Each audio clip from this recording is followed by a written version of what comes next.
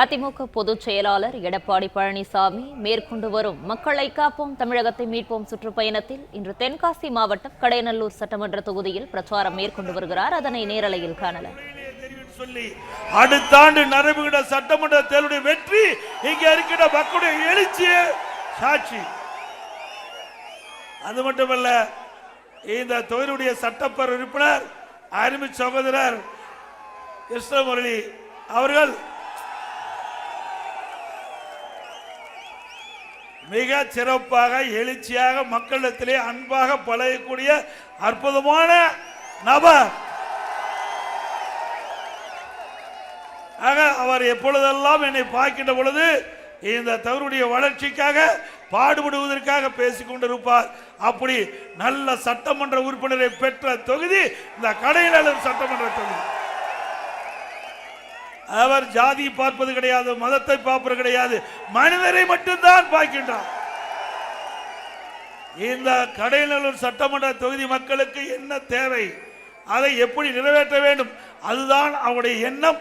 அப்படிப்பட்ட உயர்ந்த உள்ளம் கொண்ட அற்புதமான சட்டமன்ற உறுப்பினர் அருமை சகோதரர் கிருஷ்ணமுரளி என்கிற குட்டியப்பா அவர்கள் உங்களுக்கு கிடைத்திருக்கின்றார். இன்றைய தினம் தமிழகத்தில் சட்ட ஒழுங்கு அடியோடு சீர்கெட்டு விட்டது. நேற்றைய தினம் பார்த்தீங்கன்னா ஒரு சப் இன்ஸ்பெக்டரை வெட்டி கொலை செஞ்சிருக்கிறாங்க. நமக்கு பாதுகாப்பா இருக்கின்ற ஒரு அதிகாரிய, ஒரு காவல்துறை அதிகாரிய வெட்டப்பட்டு கொலை செய்யப்பட்டிருக்க சொன்னா நமக்கு யார் பாதுகாப்பு கொடுப்பது? சிந்திச்சு பாருங்க. ஒவ்வொருவரும் சிந்திக்க வேண்டும். இன்றைக்கு காவல்துறை உதவி ஆய்வாளர் படுகொலை செய்யப்பட்டிருக்கின்றால் சாதாரண விஷயம் அல்ல. இன்றைக்கு நாட்டிலே சட்ட ஒழுங்கு அடியோடு சீர்கட்ட வேண்டும் என்பது நான் தொடர்ந்து வலியுறுத்தி வருகிறேன். அது இன்றைய தினம் நிரூபணமாக இருக்கின்றது. இன்றைக்கு நம்மை காக்க வேண்டிய காவல்துறைக்கு இப்படிப்பட்ட நிலை என்பதை நாம் ஒவ்வொருவரும் சிந்தித்து பார்க்க வேண்டும். அது மட்டுமல்ல, இன்றைய தினம் கோவையில் காவல் நிலையத்தில் ஒரு சப் இன்ஸ்பெக்டர் அவர் தற்கொலை செய்து கொண்டார். ஒரு பக்கம் அதே மாவட்டத்தில்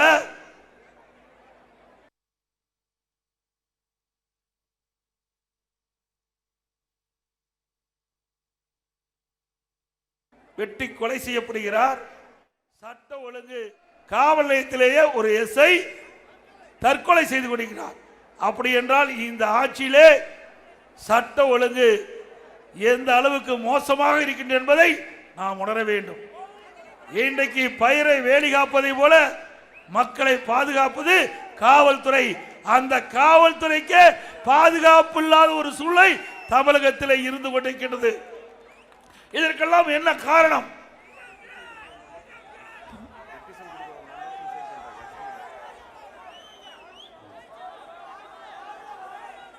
ஆக இப்படி தமிழகத்தில் இன்றைக்கு சட்ட ஒழுங்கு சீர்கட்டுவதற்கு காரணம் போதை ஆசாமிகளால். இன்றைக்கு தமிழகத்தில் கஞ்சா விற்காத இடமே இல்லை. கிராமத்திலிருந்து நகரம் வரை எல்லா இடங்களிலும் கஞ்சா விற்பனை அமோகமாக விற்பனை செய்து கொண்டிருக்கின்றார்கள். அதை தடுக்க தில்லாத திராணி இல்லாத அரசாங்கம் திரு ஸ்டாலின் மாடல் அரசு. நான் சட்டமன்றத்திலே பல முறை இந்த போதைப் பொருள் குறித்து பேசினேன். பிரதான எதிர்க்கட்சி தலைவர் என்ற முறையிலே பல முறை ஊடகத்தின் வாயிலாக பேட்டி கொடுக்கின்ற பொழுது இந்த போதைப் பொருள் குறித்து தெளிவாக பேசினேன், தெளிவாக அறிக்கை விட்டேன். அப்பொழுதாவது இன்றைக்கு இருக்கின்ற முதலமைச்சர் இந்த போதைப் பொருளுடைய நிலையை அறிந்து நடவடிக்கை எடுக்கப்பட்டிருந்தால் இன்றைக்கு தமிழகத்திலே கொலை, கொள்ளை, திருட்டு, வழிப்பறிவு, பாலியல் வன்கொடுமை தடுத்து நிறுத்தி இருக்கலாம். ஆனால் இன்றைய முதலமைச்சர் அந்த அளவுக்கு திறமையில்லாத ஒரு முதலமைச்சராக இருக்கின்ற காரணத்தினாலே இன்றைக்கு தமிழக காவல்துறை செயலிழந்து காட்சியளித்துக் கொண்டிருக்கின்றது. இன்றைக்கு தமிழ்நாடு ஸ்காட்லாந்து காவல் அதிகாரிக்கு இணையாக போற்றப்பட்ட காவல்துறை இன்றைக்கு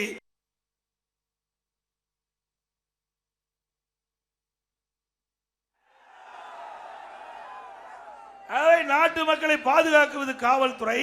அந்த காவல்துறைக்கே இப்படிப்பட்ட நிலைமை என்றால் மக்களை யார் பாதுகாப்பது? ஆகவே இதையெல்லாம் சாதாரணமாக எடுத்துக்கொள்ள வேண்டாம், நன்றாக நீங்க புரிந்து கொள்ள வேண்டும். நாடு ஒரு மோசமான நிலைக்கு சென்று கொண்டிருக்கின்றது.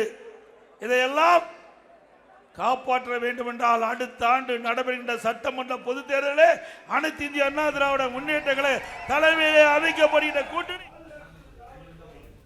பிளே ஸ்டோர் மற்றும் ஆப் ஸ்டோரில் இருந்து பாலிமர் செயலியை QR கோடு மூலம் பதிவிறக்கம் செய்யுங்கள். செய்திகளை உடனுக்குடன் பெறுங்கள்.